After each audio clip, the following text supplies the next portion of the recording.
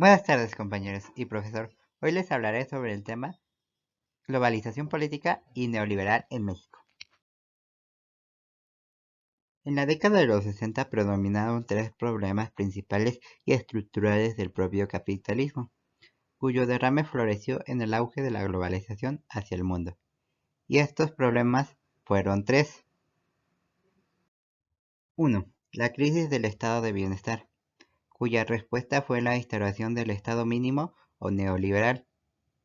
A este estado también se le llamó estado de providencia, el cual tuvo una vigencia de los años 50 a los 60 y se apoyó en cuatro aspectos del Consejo Político, que serían la relación que se tenía entre la política y el crecimiento económico con la libertad de mercado. 2. La racionalidad y eficiencia de la burocracia encargada de administrarlo. 3. El papel que se le daba a la política social como estabilizador de la democracia. Y como cuarto, la presentación de reducir las desigualdades sociales. En otras palabras, compañeros, más sencillas y fáciles de comprender, al verse acorralados en estos problemas tan claros y evidentes que son las burbujas bursátiles, esto aunado al derrame económico sustancial que tenía el gobierno con el dinero de las arcas públicas, provocó que se avecinara una crisis para los años 80 sin precedentes.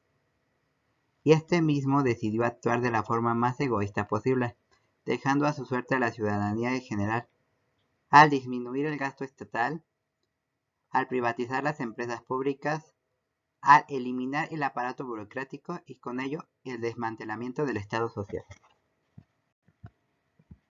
2. La crisis de la rigidez productiva fordista, o sea, la debacle que se estaba viviendo en esos momentos con la producción rígida, la cual posteriormente cambiaría a la flexible, es decir, la integración del mundo a través de las redes productivas. Esto debido a que las características del régimen fordista en esos momentos eran la acumulación rígida, el trabajo especializado y la producción en serie. Y por otra parte estaba la propuesta del régimen flexible, la cual se caracterizaba por la computación, la automatización flexible y las redes de información, lo cual originó un producto de tercera revolución tecnológica, en la que las tecnologías microelectrónica, informática, robótica, genética produjeron el surgimiento de las nuevas ramas industriales y la transformación de la producción de circulación y consumo. 3. Y por último, pero no menos importante, los tratados de Bretton Woods, los cuales se resolvieron con los tratados de la mundialización de los sistemas financieros, es decir, la propia globalización. Esto debido a que las presiones en contra del dólar estadounidense en esos años provocaron su devaluación, lo que obligó al Fondo Monetario Internacional a fijar nuevos cambios y su respuesta del gobierno estadounidense fue crear los derechos especiales de giro, cuyo propósito era sustituir al dólar en transacciones internacionales. Aunado a esto, Nixon canceló la venta del oro al resto de los países, esto en 1971, con lo cual el gobierno estadounidense ponía todas las cartas sobre la mesa, debido a que su moneda se estaba viendo más afectada que beneficiada al ser comercializada a nivel mundial. En esos momentos clave da llegada los acuerdos de Bretton Woods, los cuales apoyarían a la moneda estadounidense, el dólar, y este puede ser considerado la moneda más poderosa y comerciable en todo el mundo, y la necesidad de tener al oro como avalúo de su moneda. Y con esto se da la eliminación del régimen de paridades fijas de las monedas, los agudos desequilibrios monetarios y financieros, y la devaluación de la mayoría de las monedas. También cabe mencionar algunos de los problemas coyunturales en el aspecto económico que se tuvieron en esos momentos, los cuales eran tres. 1. El shock petrolero, el cual consistió en la creación de la OPEP, esto en 1973, o sea, se fundó la Organización de los Países Exportadores de Petróleo, la cual decidió aumentar el precio de petróleo por barril de $3 a casi $40, esto en 1979.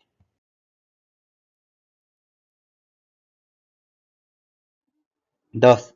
La estanflación, que significó una combinación de estancamiento económico con la inflación, en el que coincidieron el creciente desempleo con presiones inflacionarias. 3. La crisis de la deuda provocada a principios de la década de los 80. A finales de los 60, el petróleo y la deuda pública fueron factores recurrentes para la economía del mundo.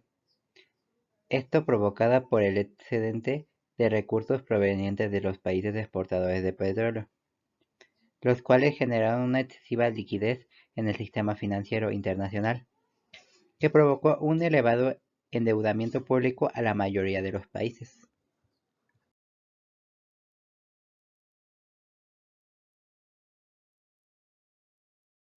La crisis de México de 1982 fue causada en mayor parte por el mismo gobierno, ya que tenía un déficit económico impresionante para esos años, aunado a la inflación desde 1977 que venía aumentando respectivamente, ya que en ese mismo año llegó al 30%.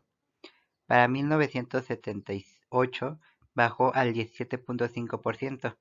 Para 1979 subió al 18.2%, pero para 1980 repuntó con 28.7%, acelerando aún más que en 1981 se situara en un 70% y a fines de 1982 llegó a aumentar hasta el 100%.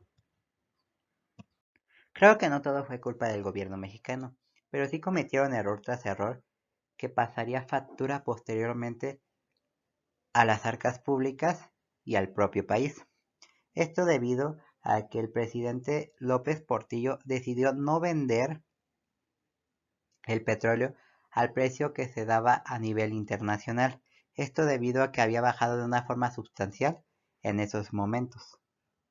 En septiembre de 1982 se privatiza a la Banca Nacional. Esto último debido a que el gobierno de López Portillo agarró como chivo expiatorio a la Banca Nacional, lo cual causó un déficit aún mayor, ya que de valer $26.43 en febrero de ese mismo año, llegó a valer hasta 150 para finales del mismo año.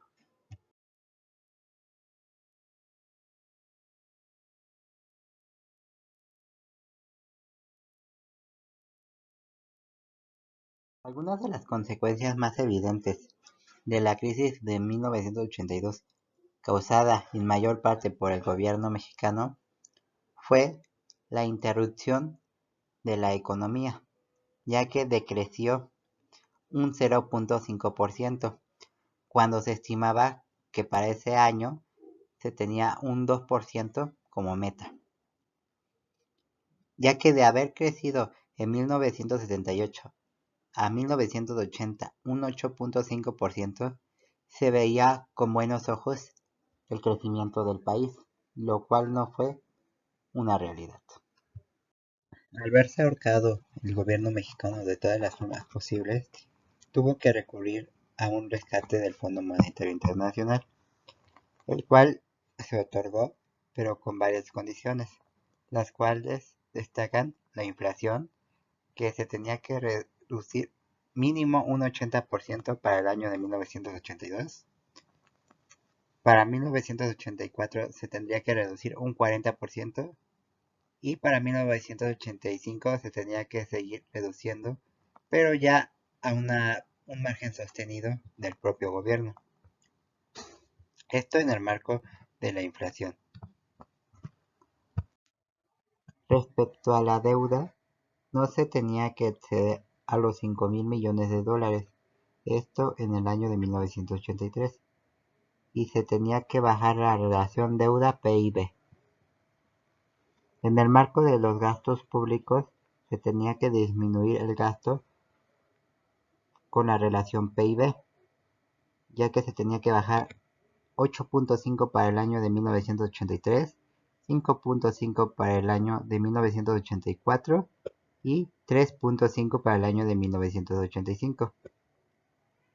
En el ámbito de impuestos del sistema tributario se tenía que hacer que el gobierno mexicano buscara abatir la evasión y ampliar la cobertura.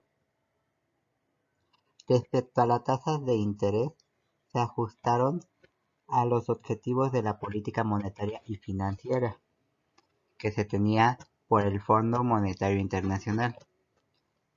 Hablando en política salarial, se buscaba la protección de los niveles de vida de la clase obrera y su participación en el crecimiento del ingreso, además de buscar el aumento salarial respecto a la inflación, con el fin de proteger el poder de compra de los consumidores. Ahora bien, en la política cambiaria se mantendría el sistema dual, en donde el sistema flexible predominará para mantener la competitividad y reducir las importaciones y la fuga de capital.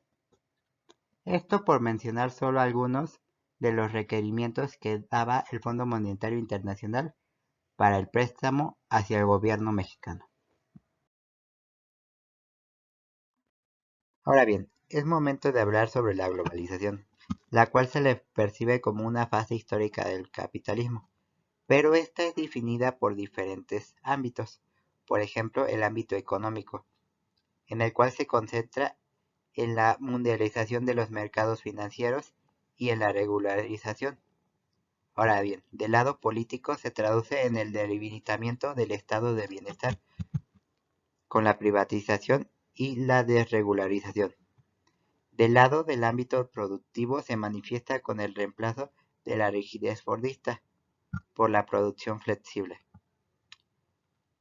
Por otro lado, en el campo cultural se manifiesta con los intentos de homogeneización mediática y la consolidación de la aldea global.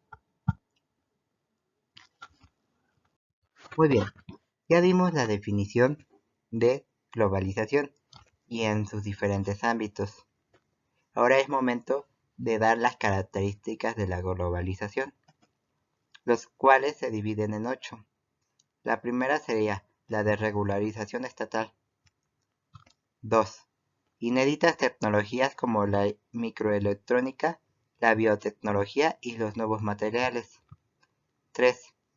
La producción flexible. 4. La mundialización de los mercados financieros. 5.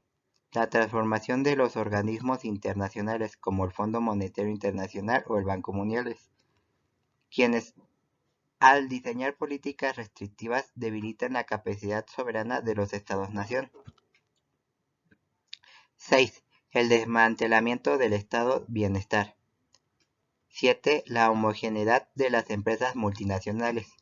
Y por último, 8. El fin de la polaridad con el derrumbe del bloque socialista. Es momento de detallar la globalización en el ámbito económico, el cual se divide en 4 procesos. El primero sería la producción y la inversión a través del establecimiento de la fábrica del auto mundial, que alcanzó ya un 20% a nivel mundial. El segundo sería el comercio vial, o los acuerdos como el Tratado de Libre Comercio, en donde Estados Unidos predomina en estos tratados. Otro ejemplo sería en Europa, en donde la Unión Europea es predominante por Alemania. Y en el caso de Asia, con la cuenca del Pacífico, Japón está al frente. El tercero sería la información y la nueva era del conocimiento, apoyada por el Internet y el desarrollo de las telecomunicaciones, que potencia la innovación constante y hacen más eficaz el mercado. Y por último, el cuarto, en la dimensión financiera, por la enorme movilidad de los capitales, ya que después de los tratados de Bretton Woods se da una aceleración a través del dinero electrónico, de corto plazo y volátil, que se acompaña por el virus especulativo, cuya resonancia se encuentra en las crisis de la globalización, como el efecto tequila en 1995, el efecto dragón en 1997, el efecto samba y vodka en 1998 y el efecto tango en 2002, por mencionar algunos.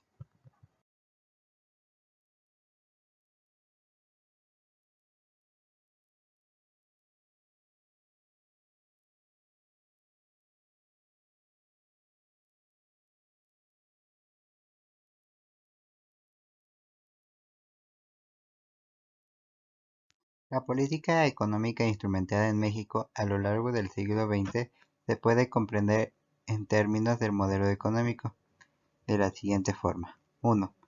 El modelo agrario exportador, vigente de la consolidación del capitalismo a mitad del siglo XIX, hasta la Gran Depresión de los años 30. 2. El modelo de sustitución de importaciones que surgió en el periodo de entreguerras, que se consolidó en la Segunda Guerra Mundial y entró en crisis en la década de los 60. Y por tercero, el modelo neoliberal de los años 80 a los primeros años del siglo XXI.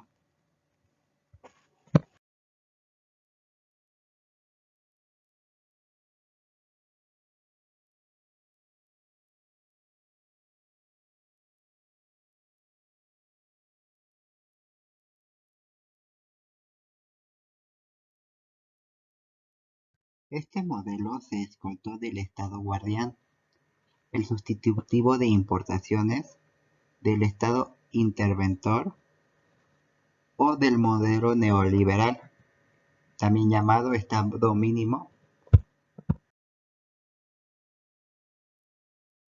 El modelo de sustitución de importaciones, que surgió en el periodo de entreguerras, el cual se consolidó en la Segunda Guerra Mundial. Este entró en crisis en la década de los 60 y repercutió de forma negativa en la economía mundial, con inflación, déficit fiscal, la devaluación, el boom petrolero y la crisis de la deuda. Lo más destacado o sobresaliente fue el acelerado deterioro del Estado interventor, que alcanzó su clímax y quiebre con la nacionalización de la banca, esto en 1982.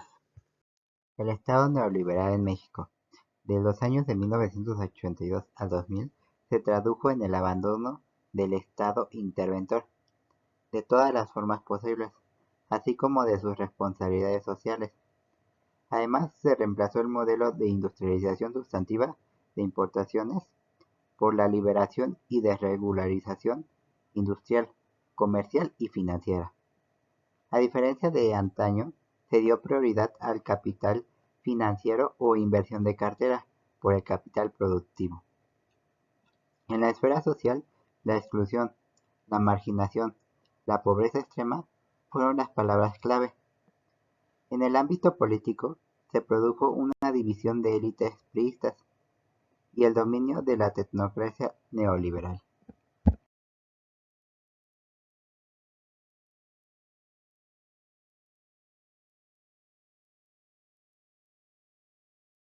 El primer gobierno neoliberal en México fue con Miguel de la Madrid, el cual tuvo que soportar la crisis estructural mexicana, la cual consistía en la crisis agrícola, la desarticulación industrial, el déficit de la balanza de pagos, el déficit fiscal, la desigualdad de la distribución de ingresos, y también tuvo que hacer frente a la recesión económica de 1982.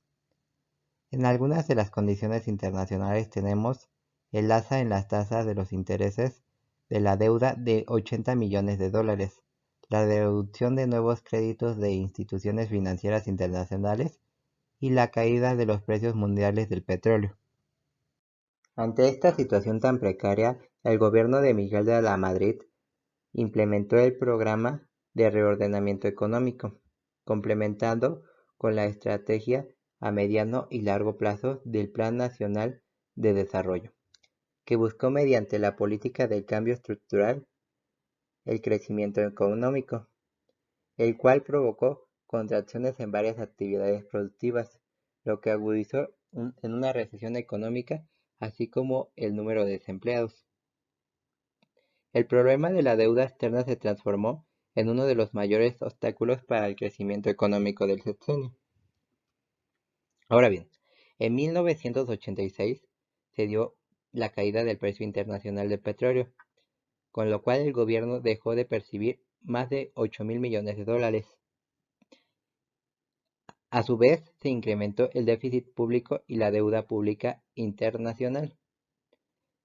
La inflación alcanzó los 3 dígitos, más de 105%, y se contrajo la economía en un 4%. Para 1987 las cosas no pintaban favorables para el gobierno mexicano, ya que se da el desplome de la Bolsa Mexicana de Valores. Se da el crash bursátil que acompañó la fuga de capitales y se da la espiral inflacionaria y la caída de actividades económicas. Pero no todo estuvo tan mal, ya que surge el Pacto Solidario Económico, firmado en diciembre de 1987, cuyo principal objetivo fue disminuir la espiral inflacionaria a través de los acuerdos del gobierno, empresarios y sectores asalariados. El segundo gobierno neoliberal fue presidido por Carlos Salinas de Gortari, con el cual trajo bastantes beneficios a la nación, ya que en su gobierno repuntó el PIB nacional, además que la inflación se redujo y hubo acuerdos nacionales e internacionales para bajar la deuda pública. En el torno de los años de 1993, el gobierno de Salinas fue favorecido, ya que ese mismo año se firmó el Tratado de Libre Comercio entre México, Estados Unidos y Canadá, y México aprovechaba su ubicación geográfica, su numerosa disciplina y la barata fuerza de trabajo con la que contaba en esos momentos. Pero no todo fue miel sobre hojuelas sobre el gobierno de Salinas de Gortari, ya que hubo un encubrimiento en donde en 1944 se dio el derrumbe de las reservas internacionales, pero Salinas decidió postergar la devaluación del peso, lo que implicaba que en el ajuste tendría un costo mayor, pero ya no para su cara pública, sino para el posterior gobierno. El tercer gobierno neoliberal, presidido por el gobierno de Ernesto de Zedillo, estaba balanceado por alfileres, lo cual causaría que un error, por más mínimo que éste fuese, provocase el derrumbamiento de la economía mexicana, lo cual lamentablemente ocurrió. Esto con el error de diciembre, en donde el secretario de Hacienda José Serra Puche decidió hacer que el peso ampliara su banda de flotación un 15%, lo cual causó terror en los inversionistas, y con ello se dio el llamado efecto tequila, causando así la pérdida de empleos, la salida de capitales, la devaluación, la disminución de las reservas internacionales, la caída del PIB y el cierre de bancos. Todo esto causó una situación de emergencia financiera y en la caída de las bolsas de valores de América Latina, y a su vez la primera crisis de la globalización hizo acto de presencia. Algunas de las consecuencias fueron que la recesión fuese voraz y duradera. El mercado de valores perdió un 40% de su valor solo en el mes de enero de 1995. La tasa de interés subió al más del 60%. Hubo un aumento en el desempleo y subempleo. Muchas empresas cerraron. El sector bancario en su totalidad fue técnicamente declarado en bancarrota. Y por último, en el primer trimestre de 1995 irrumpió la recesión económica más grave y profunda de México, pues el PIB cayó durante el año un 6.9% y el consumo global bajó un 11.7% para marzo de 1995. El peso había alcanzado una devaluación del 94.6% respecto al dólar. En este contexto se da el llamado Fobaproa, el cual consistió en que Cedillo optó por rescatar a los bancos preservando el derecho de los accionistas, y para hacerlo usó el dispositivo llamado Fondo Bancario de Protección del Ahorro, por sus siglas FOAPROA, cuyo objetivo se orientó a resolver los problemas de insolvencia absorbiendo así la cartera vencida. Así que el Banco de México compraba la cartera vencida y la franqueaba como un bono especial que generaba rendimientos con la aprobación del FOAPROA, hoy conocido como Protección del Ahorro Bancario. En diciembre de 1998, esto en la Cámara de Diputados, se da el endeudamiento a la sociedad mexicana de aproximadamente 100,000 millones de dólares, haciendo así que más de 3 generaciones paguen esta deuda. Bueno, con esto doy fin a mi presentación, compañeros. Les agradezco su atención.